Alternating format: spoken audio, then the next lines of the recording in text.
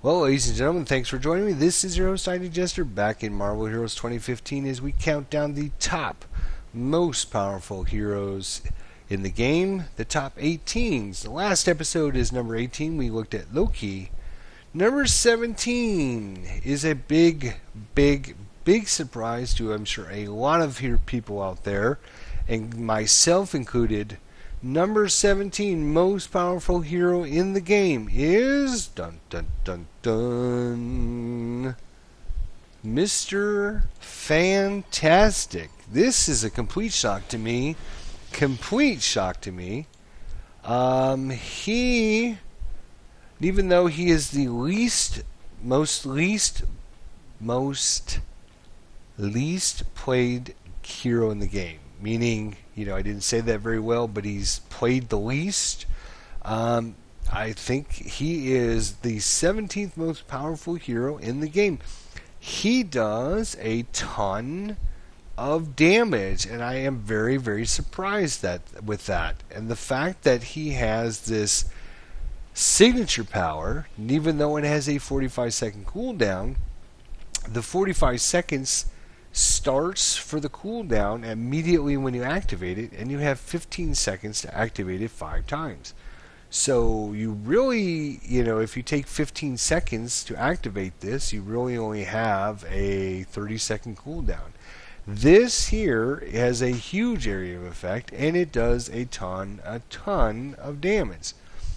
Most of his powers do a good amount of damage.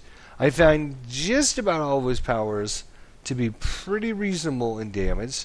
He has about the power of all the powers he has that I'm just the least impressed with is his positron emitter.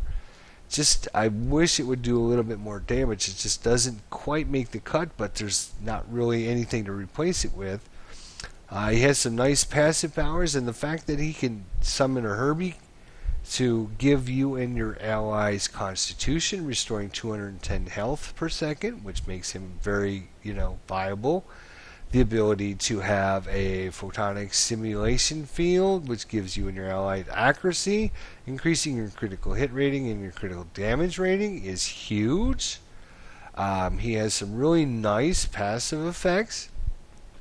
And he has this hyperstatic inducer. Now, the interesting thing with this is it'll actually go out and hit an enemy and then have a nice little area effect around it. So that is really, really cool. So obviously, if you target an enemy and they dive out of the way or whatever, you can end up missing this attack. But the ability to send this out and zap somebody and give them a nice stun for 4.8 seconds. But not only that, but as it hits the enemy, it has a nice little area effect around it, so everybody in that area.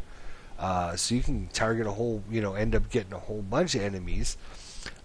He's pretty spirit weak, but to get around that, he has this inflate ability, which regenerates a whole bunch of health and regenerates a whole bunch of spirit. So I don't have that much of a spirit issue with him. His default attack of Stretch Punch does some pretty good damage, and you can see it does extra damage against elites and bosses, which is huge. I guess, the reason he's not played very often is he does have a very, very weird mechanic to kind of lunge forward. He has a stretch dash power, which is very hard to kind of control. It's just kind of wanky, and it goes a certain distance. It's not like you can kind of alter it. And the fact that when he uses his spheroid here, the screen bounces up and down as he's doing his little bouncing ball mechanic. And I guess it can make some people a little seasick or whatever, or just not very enthused about what's going on the screen, and maybe that's why he doesn't get played very often. But I will tell you what, I am very impressed with Mr. Fantastic, and I did not realize that he does as much damage as he does. The Super Stomp does a nice amount of damage. If you look at his actual stats, we're getting 2 ranks. We're getting 1 rank plus 1 strength. We're getting 2 ranks. So that's 2, 4, 5, 6, 7. We're getting 7 ranks to all of our powers. And then if we look at our, we're at 43, we're at 44, 43, 40, 39, 38, 46. I'm not counting the little ones that only have 1 point in. Those are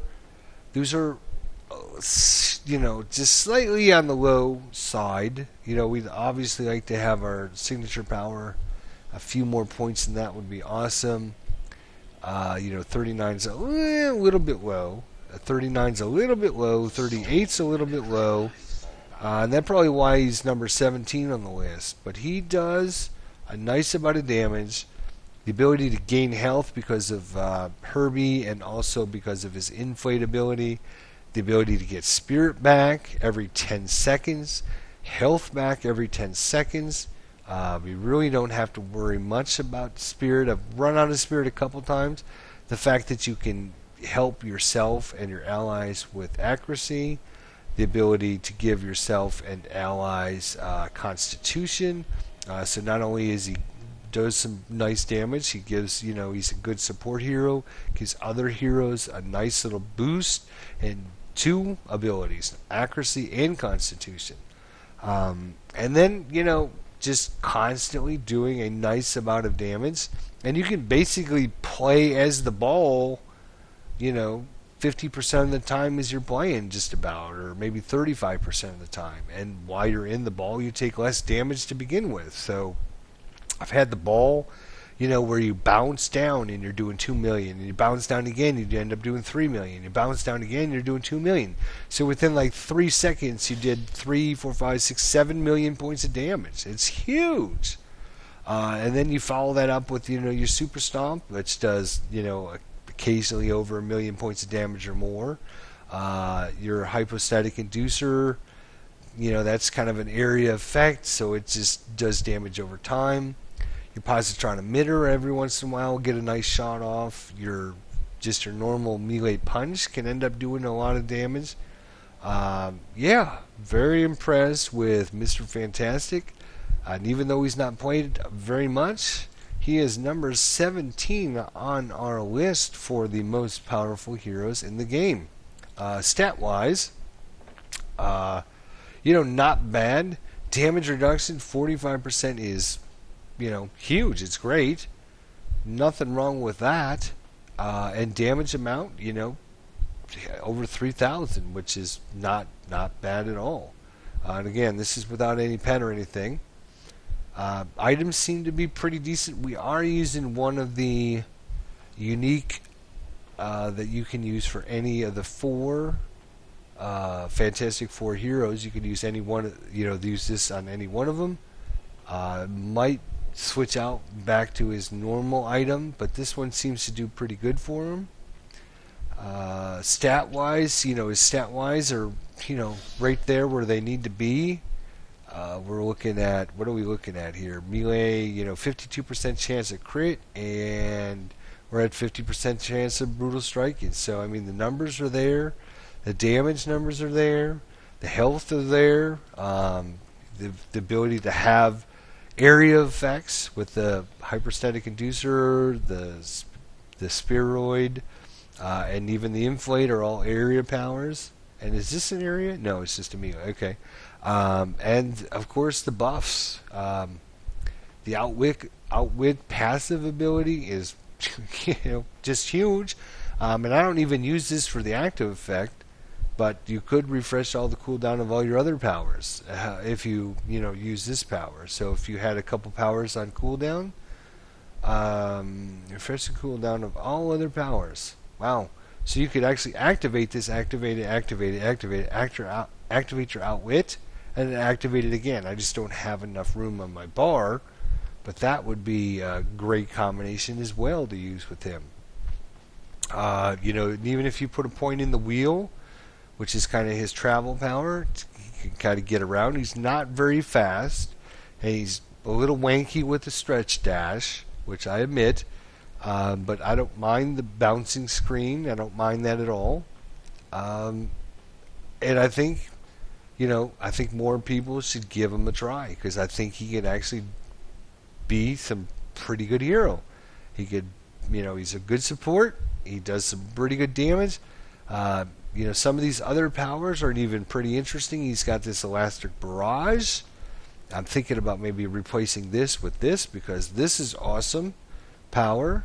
I've used this before. I think all around he's a really good character. I'm very, very surprised. I did not realize that Mr. Fantastic was as powerful as he is. And right now, he has made it up to number 17 of the most powerful heroes in Marvel Hero 2015 edition as far as patch 1.85 goes. So be sure to stop in and watch the next episode where we look at the number 16 most powerful hero in the game. Until then, thanks for watching. We'll see you guys next time.